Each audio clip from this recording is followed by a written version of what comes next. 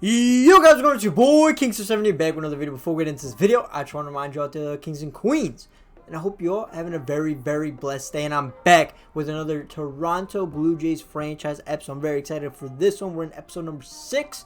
And guys, before we get into this episode, what are we thinking about the cut? The cut's fire. You know, I got a little fade.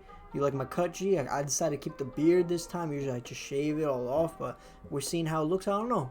Maybe the people like it, but nonetheless, let's get into this episode. We are 26 and 25, so we're hovering around 500. The Yankees are only 4 games up on us, so it's not looking too bad. Last episode you saw us win in extra innings against the Cleveland Indians, 4-2. So we're not going to be playing against the Indians this time.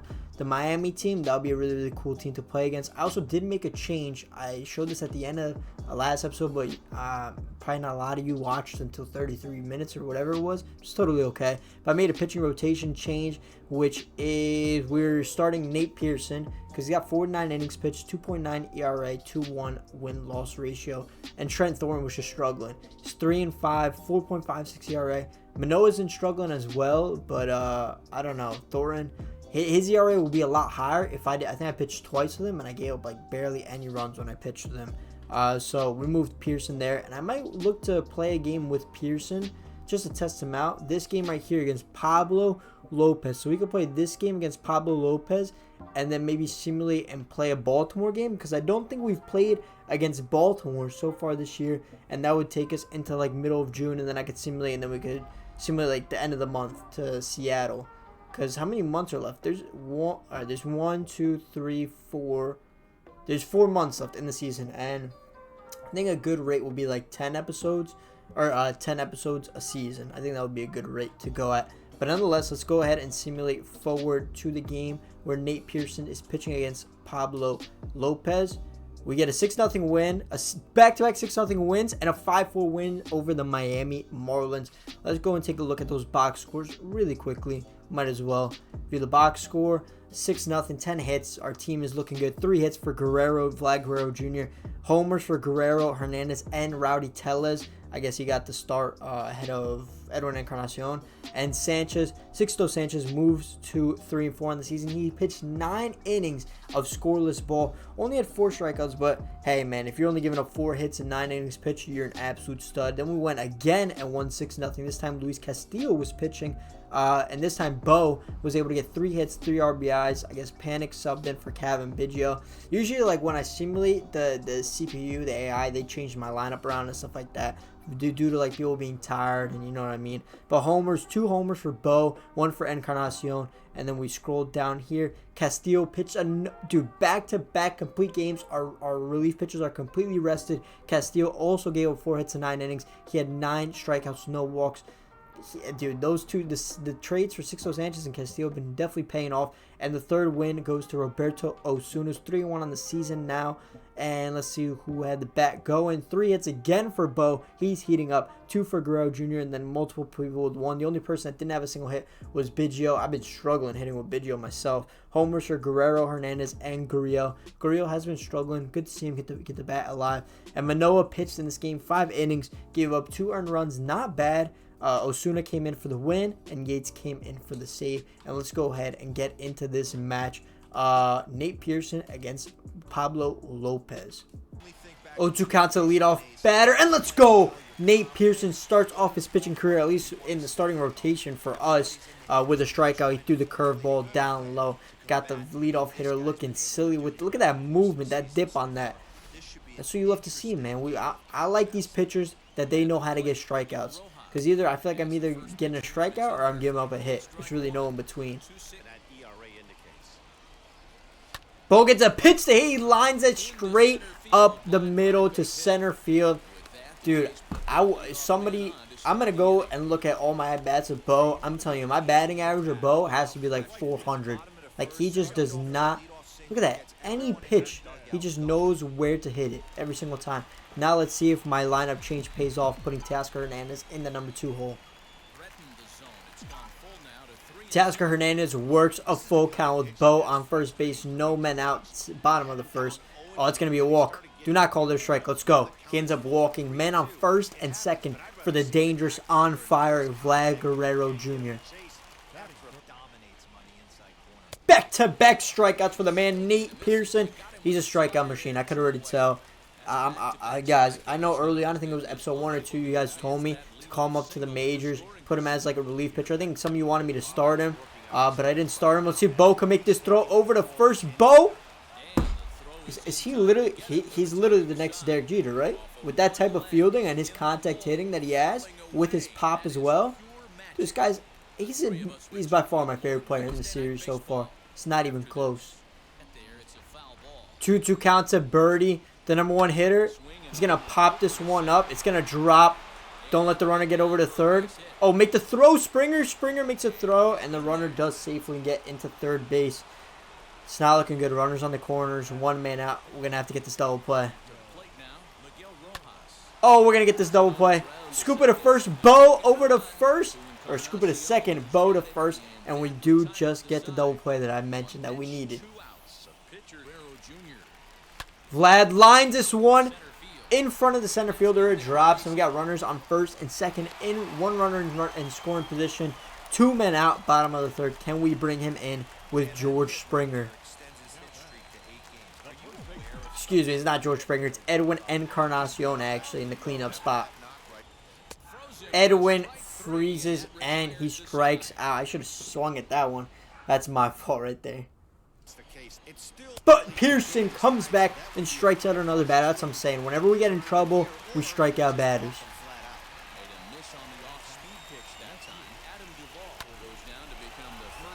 It's going to be an error from Vlad Guerrero Jr.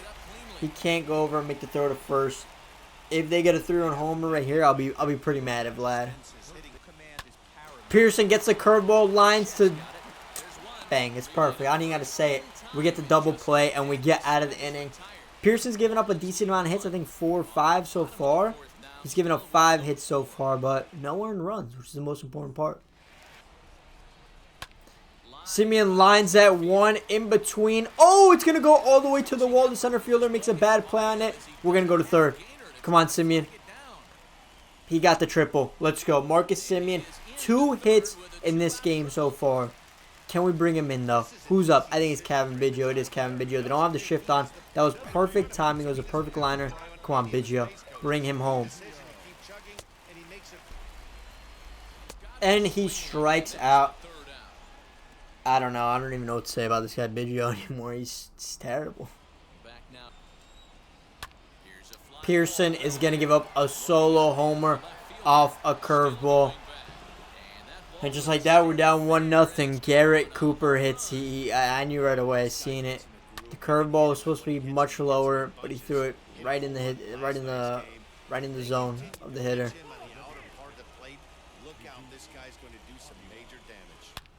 And it's going to be back-to-back solo home runs. Wow, I'm speechless. And Pearson ends the nightmare inning with a strikeout. After giving up 2 solo homers, we got a 2-0 deficit. What are we in the bottom of the 5th? It's not that bad though. We got a lot of innings left in the game, so we could come back for sure. I got confidence. Edwin hits that one high and deep. He bat flips, and it's gonna be foul. It's just foul. We needed that so badly, guys.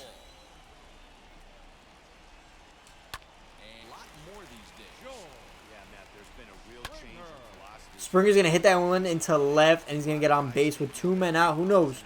Loudrich Gurriel, I'm pretty sure he's up next. He might hit a 2-run homer, and we got a tie ball game just like that. Gurriel hits that one deep. It's going to be over the left fielder's head. It is. George Springer, we need you to get home, bro. George Springer's going home. He's going to end up scoring. Let's go. Let's go, Loudrich Gurriel. 2-1 ball game just like that. And Gurriel's still in scoring position at second base.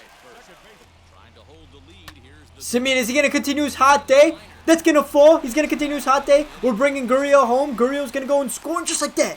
Just like that. We have a tie ball game 2-2. Marcus Simeon, 3 for 3 on the day. He's been unreal.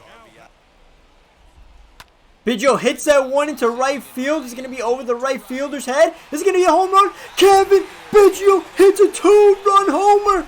I was talking all that smack about him the whole episode, and he hits a 2-run homer, puts us up 4-2. We got 4 earned runs, 4 scored runs in the 6th inning alone. Kevin Biggio, that was like a 7-8 pitch at bat also, man. So we got to give him a lot of respect there. Kevin Biggio shuts me up. I respect him. Now, look at this. I am even going to show you guys the replay of that. Bang. Barrel of the bat. All the way gone. At first, I was like, I don't know. Because the right fielder was playing really shallow for whatever reason. But we hit it right over the right fielder's head. And they're taking out Pablo Lopez. And they're bringing in Tanner Rourke, a former Blue Jay that we traded away for Sixto Sanchez. The changeup, and we strike him out. What is that? Pearson's 11th strikeout of the game in just a little less than 7 innings pitch. But his energy is all the way down. We're going to have to go and bring in one of our bullpen guys. Let's bring in, what kind of batter is it? It's a righty, so let's bring in a righty. I think it's going to be Romero. Yeah, Romero's a righty. Put him in the game.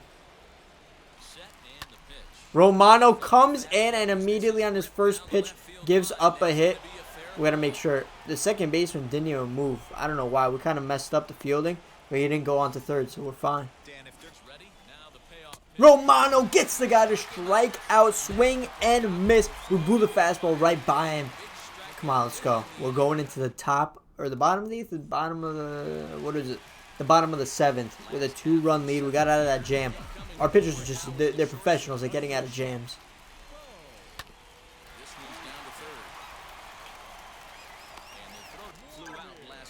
Vlad's going to get a pitch right down the middle. Vlad, he's going to hit that to left field in front of the left fielder, and I think that's his 2nd hit of the game. Vlad's by far, him and Bo have probably been our best 2 hitters throughout the whole season. First batter, Yates faces. He strikes him out in just 3 pitches. It was three swings and misses, I'm pretty sure. But Garrett Cooper, we got to be very, very cautious of him. He's 2 for 3. He's got a home run. His confidence is all-time high. I pitched it right down the middle. He hit another homer. I literally say I got to be careful. I threw it to him right down the middle. Wow. Garrett Cooper's unreal.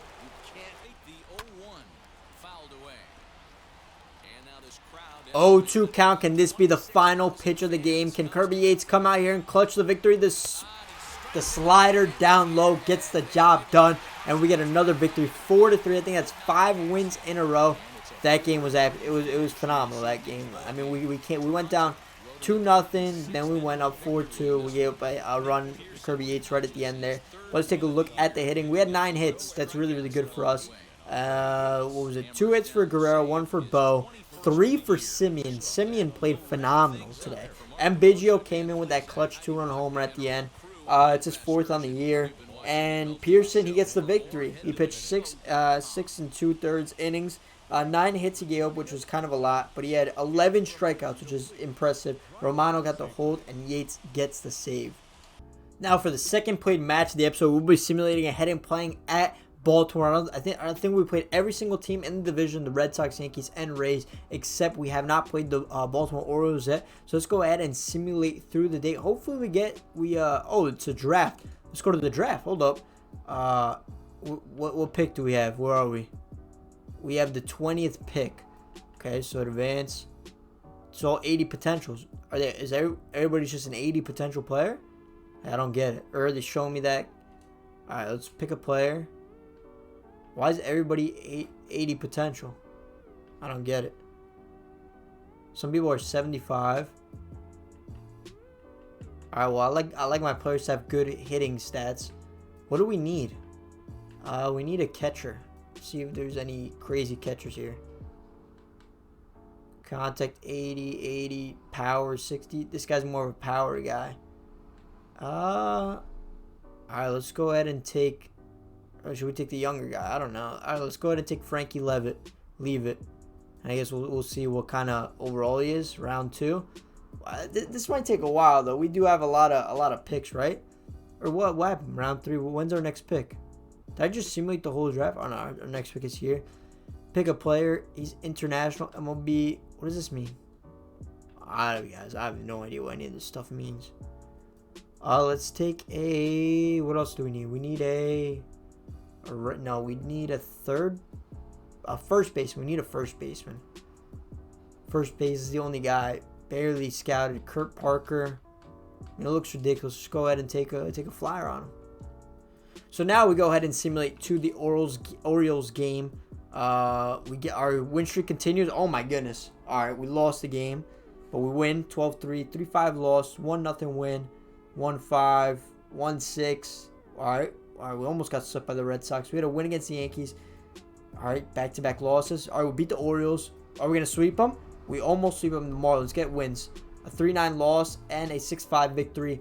And this game, I have a choice. Let's pitch with Sixto Sanchez, 4-7 with a 3.18 ERA. Win-loss record is very misleading in baseball, clearly. But we're gonna go ahead and pitch with Alex Manoah, 7-5 record, and we're gonna be going up against Dean Kremer, 1-6 record, but he's got a 4.01 ERA, so it's not that bad. Manoah strikes out the second batter. After walking the first, he comes back and gets his first strikeout of the day. You guys already know when I pitch with Alek Manoah, it's nothing but strikeouts. And he's got a 7-5 record as a rookie, so he's probably up there for AL Rookie of the Year. They're trying to steal on us, and that guy just has way too much speed. He gets safely to second. Alek Manoah is purely dominating with strikeouts right now. I think he has 5 strikeouts through 2 innings.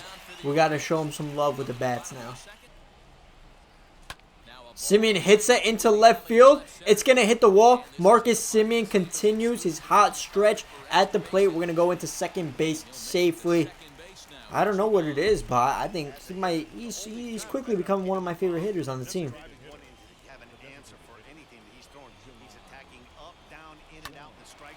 He's not going to strike him out, but Vlad Guerrero, is that another error? He doesn't. He cleans it up, and he gets it over to first in time. That's the end of the top of the third. Tellez, he hits that in. Oh, it's going to hit the wall. Tellez, get to second. They had a shift going on, but he was still somehow able to beat the shift. He gets into second base. Rowdy Tellez, he might be our new DH if Kevin Biggio does not step it up. Bo, he lines that one. That's going to hit the wall. No shot for the left or center fielder. He's going to go over to second. Do we push this for a triple? We're not. We're going to chill at second, but always trust in Bo Bichette. He's unreal. It's a full count to Vlad Guerrero Jr. with Bo on second. 2 men out top of the third. 1-0 lead. What do we got for Vlad? Give us a pitch to hit. That's a pitch to hit. And he's going to get that past the third baseman. Bo's going to hustle around third. He's going to come home and he's going to make the game 2-0. Vlad Guerrero coming up clutch.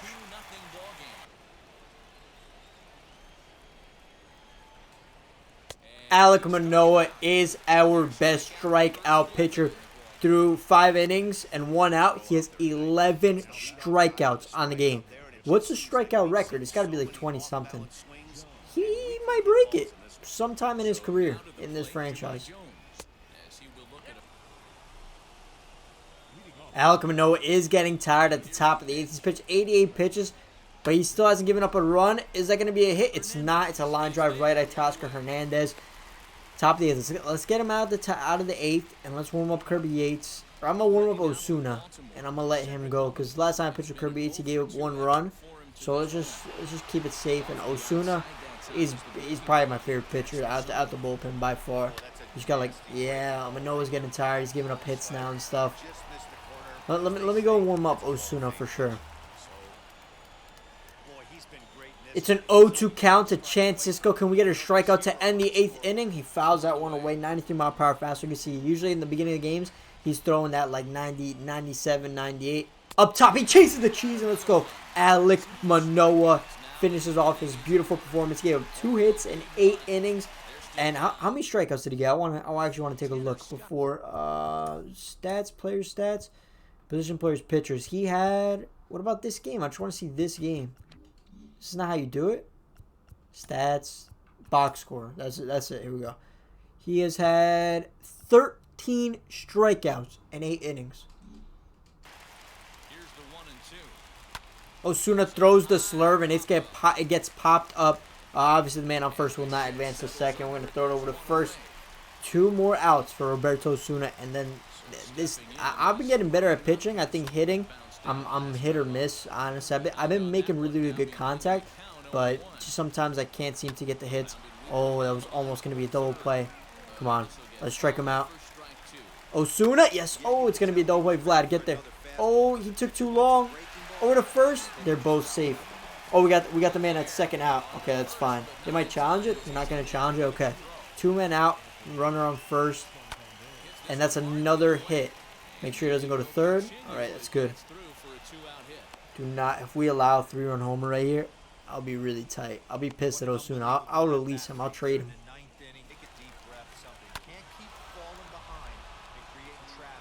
1-2 count to bat, but like I'm throwing the high cheese. He's not hitting it. Oh, 100-mile-per-hour fastball. He was late on it. He was able to foul it away. So the slurve low and away. He gets him frozen, and we get the victory. Roberto Osuna gets another save to his tally. Alek Manoah, by far the player of the match. It was spectacular, man. He gave up 2 hits, I think, in 8 innings with 13 strikeouts. That's just stuff that you can't. That's just video game numbers. I know we are playing a video game, but that's video game type numbers. But let's take a look. Hitting wise, we only had 4 hits, 6 strikeouts. It really was not a good hitting. This game will probably be edited and it'll probably seem really short because there wasn't a whole lot to show. We had 3 doubles though. Simeon, Bichette, and Tellez, and 2 RBIs, 1 for Bichette, 1 for Guerrero. And Manoah goes and he's 8-5 now in the season. On his rookie year, 8-5, 4.19 ERA, 13 strikeouts in that appearance. Let's go, boys. At the start of the next episode, we'll be pitching with Luis Castillo, so I might as well go ahead and simulate these last 3 matches against the Orioles, see if we get more wins. 3-1 win, a 1-2 loss, and 8-0-2 loss. So we are 41-36, almost not halfway through the season. We're like 30-something% through the season. I guess I'll show you guys the stats. We got some roster stuff. But let's show you guys the pitching rotation. Ryu's 8-2 with a 2.26 ERA. Sixto Sanchez is 4-8.